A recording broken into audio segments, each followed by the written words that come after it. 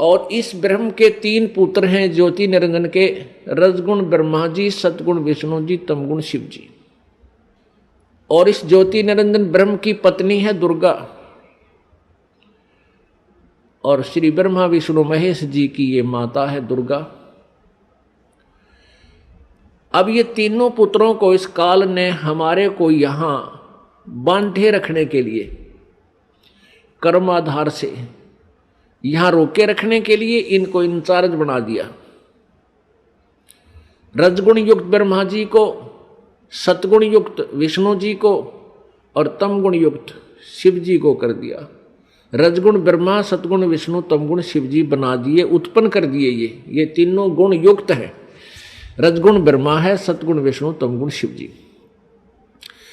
अब इस एक ब्रह्मांड में तीन लोकों के ऊपर, एक पृथ्वी लोक, एक ऊपर स्वर्ग लोक और नीचे एक पाताल लोक, इन तीन लोकों पर एक एक विभाग के मंत्री बना दिया इनको।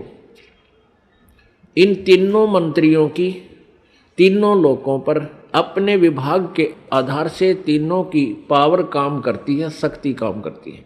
श्री ब्रह्मा जी के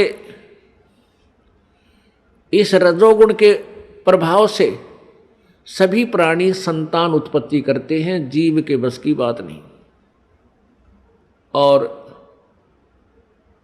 श्री विष्णु जी सतगुण, अब सतगुण के प्रभाव से हमारा एक दूसरे में मोह ममता, संपत्ति में मोह, पति पत्नी का आपस में लगाव, बच्चों में ममता, भाई बहन का प्यार, ये इतना जबरदस्त है कि हम इनसे दूर नहीं हो सकते, चाहे कितना जोर लगा ले। और तीसरा तमोगुण है, जरा सी बात पर लट्ठम लट्ठा एक दूसरे ने मार डालें, कत्लेआम कर दें। ये भगवान शिव जी के अंदर सतोगुण है, उसका प्रभाव से हम ऐसा यहाँ सब कर रहे हैं। अब जैसे एक मकान में 3 कक्ष हैं या 4 कक्ष हैं, और रसोई के अंदर छौंक लगा मिर्चों का।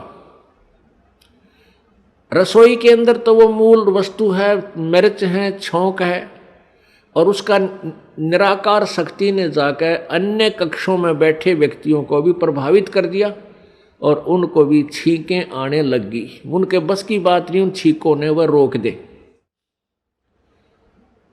तो इसी प्रकार पुण्यात्माओं, परमात्मा कबीर देव ने, कबीर साहब ने इस यथार्थ ज्ञान को हमें समझाया कि ये ऊपर तीनों भगवान रजगुण ब्रह्मा, सतगुण विष्णु, तमगुण शिव जी की अलग अलग राजधानियां हैं, अलग अलग लोक हैं।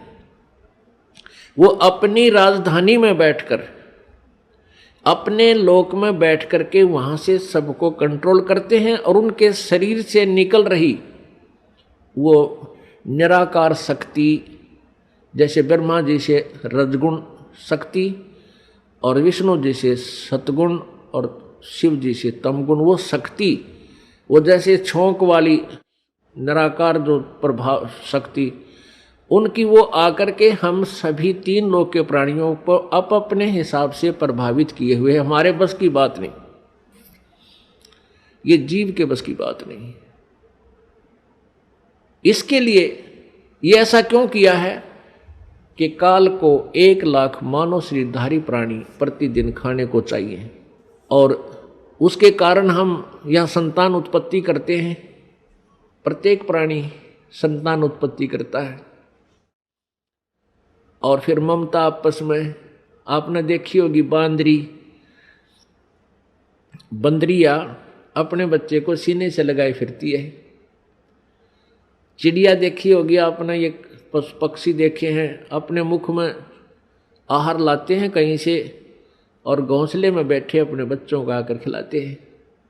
आप बाद में खाते हैं, पहले उनको छिकाकर फिर जाते हैं। कितना प्यार है वो बच्चे कौन से उनके बुढ़ापे में उंगली पकड़ेंगे उन पक्षियों की। चल हम तने सोचा मैं एक बार बुढ़ापे में सेवा कर देंगे, बच्चे इसलिए हम पैदा कर रहे हैं, इनको इसलिए पाल रहे हैं, नहीं।